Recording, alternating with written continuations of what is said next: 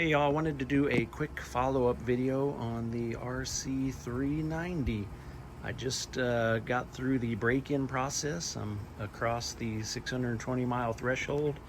Just took it down to the dealer this past week to have them do the first service on it.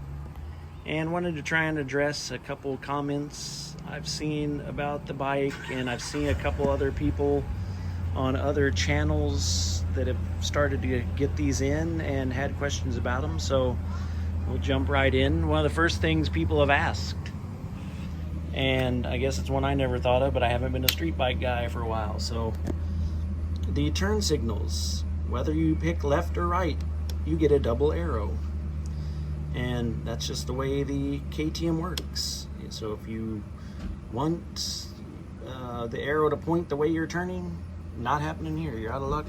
That's just the way it goes with the KTM. Also, the shift light during the break-in process, it's at about 6,200 RPM is when it's going to tell you to shift. I was riding down to the dealer and that's when it changed over. So I was doing about 71 miles an hour and it would start flashing at me. As soon as I hit 621, it quit and went to kind of the normal tach function. What's cool about this bike is you can adjust it in the menu after that when you want to be notified to shift. So the factory setting goes to 8,500 RPM, and then at about 10,000 RPM it will give you a more aggressive red shift light telling you to either back it down or blow it up. So you can change that function. So if you want to short shift and not really wring the motor out, you can put it back to like telling you to shift at 6,000 RPM if you want, or like 7,500. So that's kind of a cool feature. Also, people have asked about quick shifting and Bluetooth. Not available on this bike out of the crate. If you look in the manual and go through all that, you'll see options talking about it, but when you scroll through the menu physically on the motorcycle, you won't see those options. So no Bluetooth, no quick shifting. People have asked about the performance. After I got through this break-in, coming home, I had a nice 45-minute ride out on some back roads and really got to open it up and put it through its paces. And for me, first and second gear coming off of a stop doesn't seem all that impressive. It seems a little short and things like that, but man, once you click into third and start banging through the gears, getting up to sixth, this thing really takes off. I use it as a commuter bike, like I said in the last video, and it's got plenty of punch, you know, on 45, 55, 60 mile an hour roads to pull you through anything. When I was going down towards Austin to the dealer, I got hung up in some traffic and just was able to roll the throttle on in sixth gear and pull my way through. I didn't take off like if I was on a 600 or something, obviously, but I was able to, you know, move around traffic pretty quickly. I wouldn't want to ride this thing probably like 45 minutes to an hour on the freeway each direction going to work.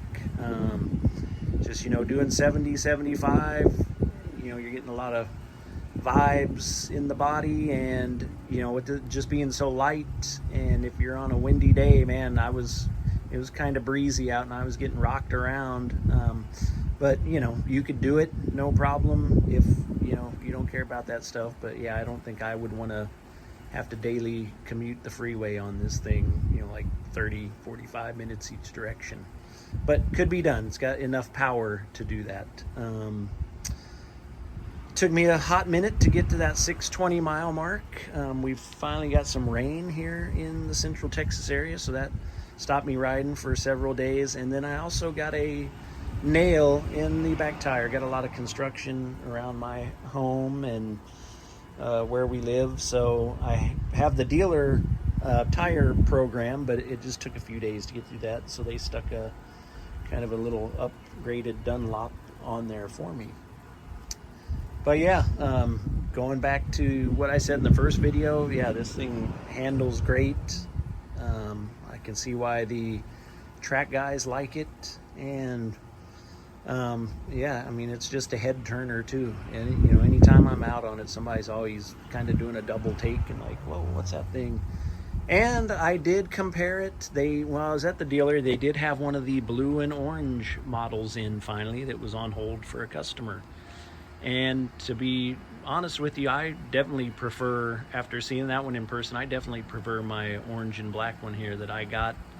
I don't know why I've you know, been associated with KTM in the dirt bike world in the past, and kind of that orange and black seems to always have been the theme for them. So maybe it's just kind of the nostalgia of all that. I don't know. But anyway, that is it. So if you have any questions for me, please feel free to comment, ask whatever you need to. I check the channel pretty regular in the comments, try and stay on top of them. So anyway, that's it. Thank you all for watching.